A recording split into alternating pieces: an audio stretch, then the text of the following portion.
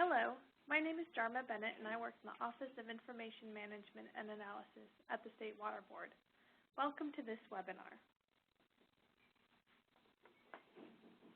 In this webinar, we will talk about what CIWQS is and how it is used, then go through what you can do with and without a login and how you get a login, then move into how CIWQS is structured, some of the common elements you will see when you are in CIWQS, and where you can go for additional information. CIWQS is a relational database that you can access through the internet. It tracks regulatory information and many of the programs that we implement here at the Water Board. These programs include the NPDES program, or the National Pollutant Discharge Elimination System, the Waste Discharge Requirements Program, or WDRs, land disposal, irrigated lands, and water rights. CIWQS also receives electronic reports from dischargers. Specifically, it can do this for sanitary sewer overflow reports, and electronic self-monitoring reports, or ESMR, for NPDES dischargers. CIWQS is used to help us put together statewide reports with consistently reported data. For example, the 13385 report or the annual enforcement report. Caseworkers can also use CIWQS to prioritize enforcement cases and plan inspections, and program managers can schedule permit renewals. Also, dischargers can submit electronic reports, and then staff can track and review those electronic reports. CIWQS also gives us the ability to refer the public to available reports on our internet.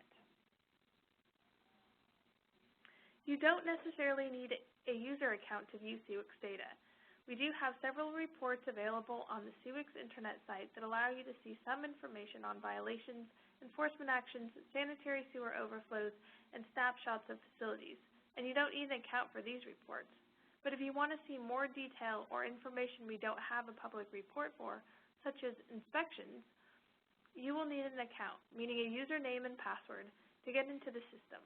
Also, if you need to be able to create and modify records, you will need an account.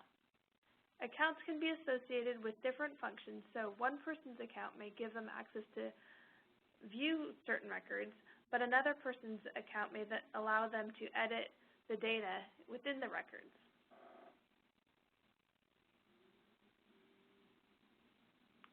To get a CIWQS account, you can find the CIWQS account request form on the CIWQS intranet, and then discuss with your CIWQS coordinator which privileges you'll need, and then email that completed form to the CIWQS Help Center.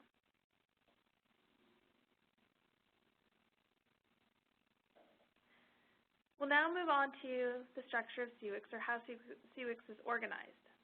CIWQS is organized by modules, which I'll be going through in a minute, but the important thing to understand is that the records created in one module can be associated with records in another module, and you do this by linking records together to describe a situation.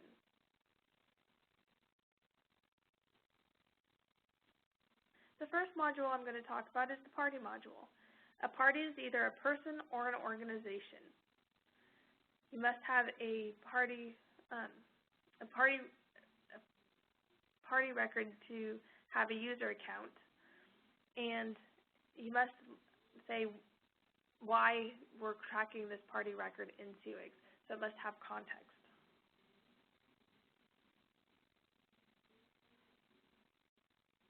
The next module is the places module, and a place is something described by a geographic location. This could be a water body, it could be a wastewater treatment facility. Again, anything that has a geographic location. And again, it must have context. Why is this record important? Why are we recording it in CIWQS? The next area is regulatory measures. Regulatory measures are any action that the water boards can take. And there's generally two types of regulatory measures. Non-enforcement regulatory measures, including NPDES permits, coverage under a general order, termed enrollee record, or waste discharge requirement. Those are all examples of non-enforcement regulatory measures. There are also enforcement regulatory measures. These include oral communications, administrative civil liabilities, and cleanup and abatement orders. And again, these records must have context. You must relate who is responsible for the activity being regulated as a related party and where the activity is being regulated as a related place. Inspections are records of site visits. In CIWQS, you have the ability to schedule inspections for the future, and you must have context. So you must say where the inspection was performed, that's the place, who performed the inspection, that's related parties, and what regulatory measure was compliance being evaluated for. Then we have the violation module. Violation is an instance of noncompliance, and you must record where it occurred, related place, who's responsible for the violation, related party, what was violated, a regulatory measure, and if it resulted in an enforcement action, and if so, which enforcement action. So again, another regulatory measure to relate to. Now we're going to move to talk about the modules of CIWQS in which dischargers use. The first one is the sanitary sewer overflow module, and this is for dischargers under the statewide general sanitary sewer overflow order. Here we have the discharger, which is an organization or a party in CIWQS, the collection system, which is also a place in CIWQS, and the enrollment under the general order. So this is an enrollee type of regulatory measure in CIWQS. If there's a spill, a user logs in, and that user is already linked to the discharger organization. They enter details about the spill, and that spill location becomes a place in CIWQS, and then the spill details are available through our SSO public report. Then we have the ESMR module, and this is for dischargers under individual NPDES permits. We have the discharger, that's an organization type of party in CIWQS. We have the facility and discharge points covered by the permit, which are places in CIWQS. And we have the permit to be complied with, which is the NPDES permit type of regulatory measure. Again, we have the user logs into CIWQS, and that user is already linked to the discharger party in the facility place. They enter required data in the specified format, and then they certify and submit the report.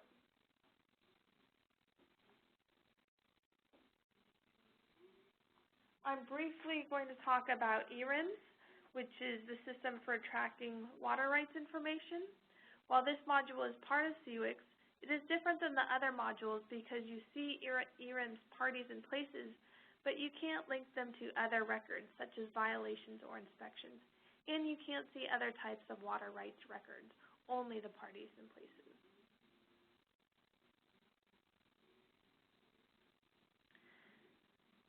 There is a Run Reports menu item in CIWQS, and the ones that are also available to the public through the CIWQS internet site have the word public next to them. It is important to realize that the reports must be built according to defined rules so that the reports make sense. However, if the data isn't entered following those rules, it won't show up on the reports. Because of this, we have a fact sheet that describes the reports and where each field in the report comes from in CIWQS and the rules on that portion of data entry.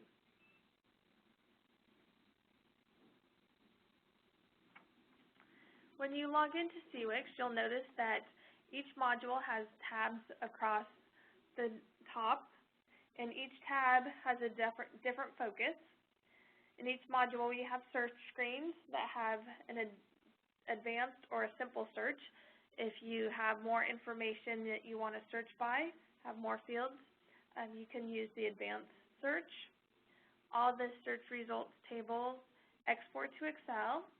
Also, the search results table are sortable by the column headings, and they contain an implicit wildcard, so that if you type in a character string such as SA, you'll get back things that include Sacramento or USA gas, because they both contain the character string SA, whether it's at the beginning of the word or set of words, or in the middle, or at the end. And you don't have to type any special characters for that feature. You'll also notice that there are drop-down menus all over CIWQS, and this is, again, to be able to create those relationships that I've been talking about. You'll notice that each module has links to business rules, so if you're not sure what a certain term means, you can refer to those business rules. And you'll notice that each module has its own set of unique identifiers. In the party module, you have a party ID. In the regulatory measure module, you have a regulatory measure ID. And these are handy to note when you're trying to talk about specific records, because, again, it uniquely identifies that record. If you would like more information on CIWQS, we have several resources. The first one is the CIWQS intranet. This is where we house our business rules. We have notes on special projects. You can find information about CIWQS teams that work on CIWQS and listings of issues that were recently resolved. Also, you can look at the CIWQS Internet, and this is focused more towards the dischargers and the modules that the dischargers use. If you have a specific question or want to report a problem or enhancement you would like to see in CIWQS, contact the CIWQS Help Center either by email or phone, or you can contact myself, again, either by email or phone. That concludes this CIWQS Basics webinar. Thank you for your time.